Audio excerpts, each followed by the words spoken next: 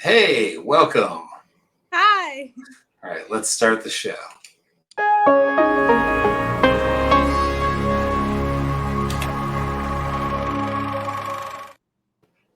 All right, so you're a Canadian filmmaker who decided to tackle American politics.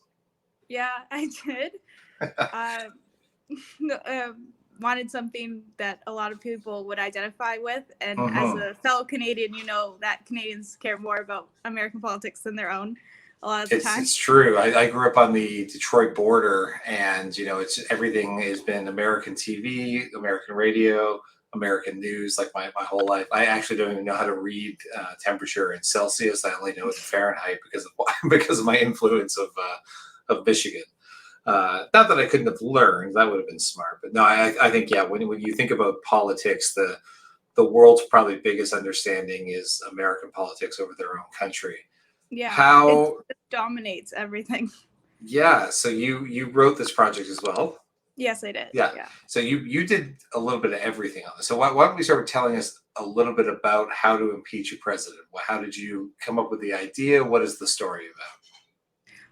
It's basically about a woman who has just become the president of the United States and all the struggles that she's going through with her approval rating. She's just not very likable. So in her attempts to become more likable based on her advisor's advice, it gets kind of misconstrued as constipation, and that creates this kind of health crisis scandal that's going on in the office. It's not often you get to watch a political thriller and see the word poop so many times on screen. That was the goal. I mean, it's like it's a page out of the South Park guys book. How many times can you say poop in a movie? How you lean very heavily on the media focus and having the media involved in this film.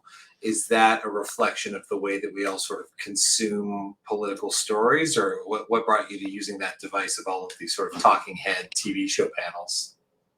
It's 100% about the way that we consume politics. There's very few times that you're looking at primary sources or dealing with actually like the bills or what people are doing on a day-to-day to like better the country. It's all about what is that narrative and what is that spin. And I just kept on noticing that the talking heads, like that whole kind of news cycle with the 24-hour news cycle, you could have stories just really ravel out of control.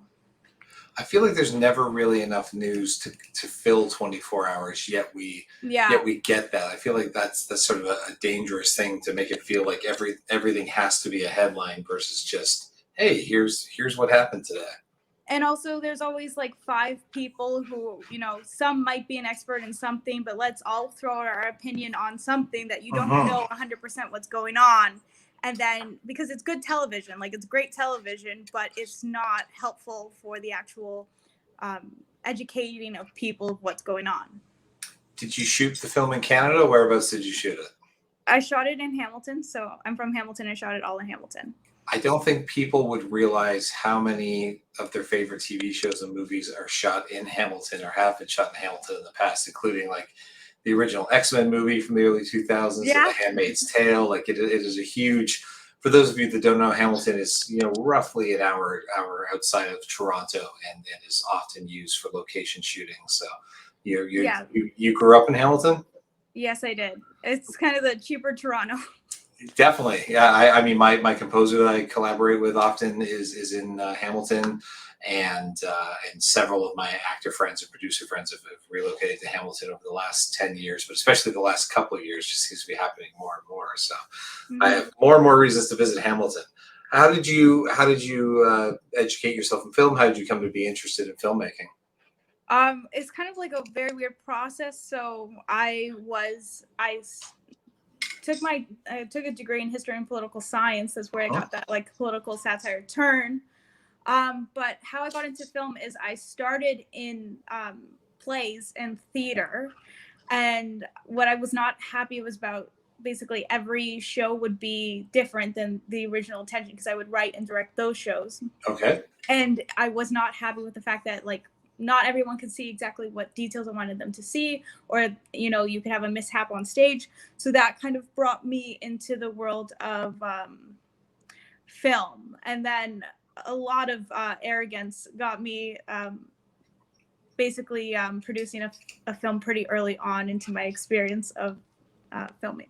You say arrogance and I smile because I feel like I had a similar path where I had never made a short film, let alone a feature or a music video. When I made my first feature, I just said, oh, this Yeah. is what you do. You get some money together and I'm going to be like Kevin Smith or Robert Rodriguez. It's easy. So Yeah. how did that, is that what happened? You just dove in to a film Head immediately? first, yeah. I was like, well, it's like theater, right? It's but I just knew a bit about cameras, a bit about that kind of the behind the scenes, but really dove like head first into it and learned a lot very quickly. I'm a big fan of learning by failing. Like I don't think you can, you could sit and read textbooks about how to play basketball or study the history of basketball and the greatest players, but until you pick up a ball, put on your shoes and get on the court, you're not really going to learn anything. I think film is one of those career paths that, like, yes, sometimes it's an expensive lesson, but I've never found any better way than like, oh, I should just keep practicing and practicing until I develop. When you think back to that project versus doing How to Impeach a President, what were the biggest things you could take from those harsh lessons that you knew to do better this time when you made this movie? Well, I would say better time management is always important, and always sound is the number one. Always trying to get better and better with sound, because that is like such an important feature with filming, and you have a lot of different locations. And I would say just kind of being aware of the edit earlier on. Do you know what I mean? Just knowing what cuts and takes you're going to be using before you move on from a location. Like everything is very shoot to edit to minimize the coverage, but also make sure that you have everything you need before you leave. Because going back is expensive. And everything is like very independent, very low budget. So it is like once you're done there, it's done. If you don't get the take, it's very hard to get back there too. Now, how does one recreate the Oval Office on an indie film budget? How does one recreate the Oval Office? What you do is you basically shoot as much as you can and get as much as you can. And once you are done, you are basically done. It was a 2-day shoot in the Oval Office, but what we did was we actually had basically a break in between. So we shot one day, very packed day, went through the footage over like a 2-day period before we were going back. Kind of was like, okay, I need this, we need repeated or fixed. And then I had a couple scenes left, and that was it. It was like what you get. But was that a set that you built? Was that a set that was available to you? So that was the basically the largest part of the film budget was that set. So in Hamiltoun, there was basically a huge warehouse filled with sound stages and different sets. When I wrote the script, I knew that there was an Oval Office already there. Okay. Like I wrote around the set that I've seen. I was never going to recreate the Oval Office. Yeah. I saw it and I got inspired. And so I contacted the owner, and basically that was the largest portion of the budget. So what we had to get, we got, and it was the very long, hot days. But we did get everything that we needed. And honestly, it's so impressive, because at first I was like, are they green screening all of this and they're special effects wizards? Like, did they build a set? Does somebody's uncle work at the White House? Like, how did this happen? It was basically, it's kind of just a fluke that they had the Oval Office there, and they used it for basically like CNN documentaries where they would do like reenactments and stuff. And then I think there was some sort of other satirical YouTube channel that had gotten a lot of, I guess, a large investment, and they had helped like build the set, and then they just left it. So I really just lucked out on this incredible set. That's one of the number one things being independent filmmakers, just being resourceful. Like, what do you have access to? What can you write around? I think sometimes people write their dream script and it's outside of their limitations of what they're going to be able to do in the budget. And I always try to encourage people, like younger filmmakers that approach me, and say, like, just think about what you have. What do you have access to? Who do you know in the community that will help you? And then try to, like, don't write a script just because you have access to these, but what's the way that you can save yourself a lot of time and money and trouble, Yeah. knowing what you have. So this film has a very large cast, because when you make something about politics, there are so many members of the media and members of staff. How did you go about casting and finding all of these people? So it was kind of a wide range of a lot of different options. So because I'd worked in theater before, a lot of these actors were theater actors who I'd worked previously with.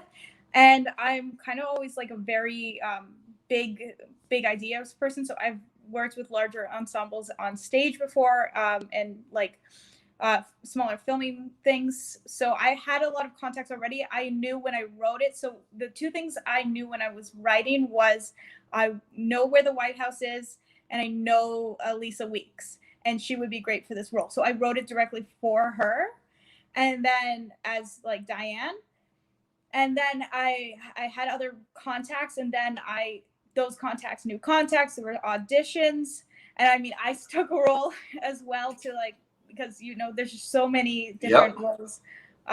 Because you weren't doing enough behind the camera as cinematographer and writer and director already. Well, you gotta. There are roles to be filled, and when I wrote it and I was doing like read-throughs, I didn't have certain characters cast yet, so I would read those characters, and so for that character, everyone would laugh when I would do that role, and I was like, okay, is it arrogant of me to basically cast myself if we can't find someone? As long as you can do the part, then no, absolutely not. Yeah. So, and honestly, that was really of the process. Like it was a really short shoot schedule. Like it was 10 days, and my filming took one day with like the outdoor shooting, and then I took a separate day from everyone else to do my AMM work. So I still was able to basically give everybody else one-on-one without really like taking too much attention away from like directing. Now, did you have to have somebody on set, or did you have to make a lot of small edits in post in order to remove all of the A's and boots and get rid of the Canadian accent so it felt American? We worked really hard on set, but even, I personally never felt like we had like a huge accent until I started talking to more Americans. So I'm sure some now watching back, I'm like, oh, they slipped through because we just don't feel like we have that intense of an accent, but there is like that slight, like, sorry. I think there's a again, growing up next to America, and also my parents are British and have thick British accents. I never thought of myself as having much of a Canadian accent. Yeah. But there's a few American bands that are clients of mine and friends of mine that I work with, and they just constantly shout it out every time I say house or about or sorry. Those are always the key giveaways. But yeah, I know. I don't feel like I have it, and then when you talk to Americans, it's just like those subtle ones that give you away. Yes. Now you played at the Hamiltoun Film Festival, correct? Last year. Yeah. We're alumni. We're alumni friends here. Oh. I had my film Last Call played there in 2019. Had a wonderful. I know this year was it in person in 2020, or did they have to do virtual? Well, I bet it was different than when you were there. Yeah. But we did basically, so it was like partially virtual, partially in person. I was part of the in-person screening, but we did it at the drive-in. So at Starlight Drive-in. That's fun. I think it was such a fun night, but it was like two screenings of two separate films. And everybody came. It was a really good time. So shout out to Nathan Fleet, who runs the Hamiltoun Film Festival. Wonderful gentleman, huge enthusiast for Canadian film. So yeah, it's one of the top 100 film festivals. Did you submit anything this year? Do you have anything submitting this year? Not this year, but hopefully next year. I do. So I have my fingers crossed that maybe I'll be there, and maybe we'll meet in person. Maybe I'll drag you out to a screening.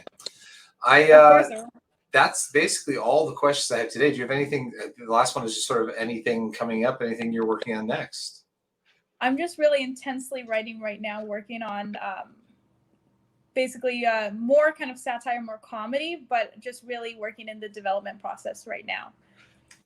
That's the COVID motto. Just get as much done as humanly possible while we're all locked down, and be ready to shoot when it's all over, and easier, more cost effective. Great. Well, thank you so much for sharing your film with us on Reveal, and for taking the time to chat today. And greatly appreciate it. And it was fascinating to hear how you made this movie, because I was watching it thinking, man, this is ambitious. And like, I feel like most filmmakers would have been like, there's no way we're getting an Oval Office. There's no way I can get all of these cast members and edit all of these news segments together. It's too much. Yeah. When I gave it to basically like our crew, and the crew was small, as you can see from the credits. Well, you were 9 of those crew people. So yeah. So everyone was like, can we do this for real? Because there's a segment that's supposed to be like outside the Oval Office. There's the Oval Office, and the news segments and all kinds of things. There was parts of the production process where I did not know if it was going to happen, even though there were certain things I was like, I can definitely get the Oval Office. It would be dumb if I can't get the Oval Office. So that was the first thing I locked down. And I knew who was going to be the main character. And I wrote around and those kinds of things, and I had a plot in mind. And then when you start putting all the other locations, all the other extras and those kinds of things, there was a portion where it was like, is this going to be possible? Was your cast and crew like pleased with the outcome, like seeing it all come together? Oh my gosh, you're always the most critical person there, so they are like the most proud of it. Like they'll post about it. They have pictures of the movie when it went to the film festival. Everybody showed up. Like they were really happy with the products. I think a lot of people did not know if it would be what the script promised. So well, there you go. You rose to the occasion, and you exceeded everybody's expectations. That's the best anybody in independent film could ask for. But I also owe it so much to like the crew, and especially my other producer Samantha Cumerlato, like was with me 100% of the time, and especially in really those difficult situations where it was like, can we do this? Can we not? She was right there behind me. Awesome. You need that. That's every filmmaker needs a great producer and a great assistant director, and sometimes you are all of them. That's what amazing. Thanks again for chatting with us today, and everybody on Reveel'd, check out How to Impeach a President, because I think you will enjoy it. So take a fun look at a Canadian's view on American politics. Yeah. Thanks. All right. Thanks so much. Thank you.